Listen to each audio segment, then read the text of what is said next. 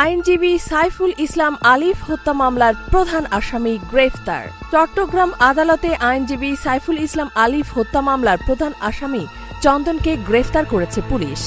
রাত 12:15টার দিকে ভৈরব থানার ওসি মোহাম্মদ শাহিনের নেতৃত্বে অভিযান চালিয়ে ভৈরব বাজার রেলওয়ে স্টেশন থেকে তাকে গ্রেফতার করা হয়। চট্টগ্রাম বান্ডেল রোডের সেবক কলোনির মেথরপট্টি এলাকার বাসিন্দা চন্দন ট্রেন থেকে নেমে তার ভৈরবের মেথরপট্টিতে অবস্থিত শ্বশুরবাড়িতে যাওয়ার কথা ছিল। চন্দন আলিফ হত্যা মামলার 1 নম্বর আসামি। বর্তমানে চন্দনকে ভৈরব থানা হেফাজতে রাখা হয়েছে। ওসি মোহাম্মদ শাহিন মিয়া জানান, আসামি চন্দনকে ধরতে চট্টগ্রাম ডিবি গত 2 দিন ধরে ভৈরবে অবস্থান করছিল।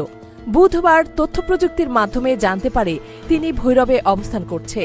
গত 26শে নভেম্বর চট্টগ্রামের ওসি দত্ত রোডের এক বিল্ডিংয়ের সামনে আইনজীবী সাইফুল ইসলাম আলিফকে হত্যা করা হয়।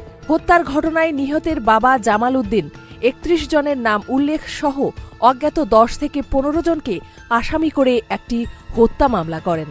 ইফফাতারা খান, ডেস্ক রিপোর্ট, এই সময় টিভি, ঢাকা।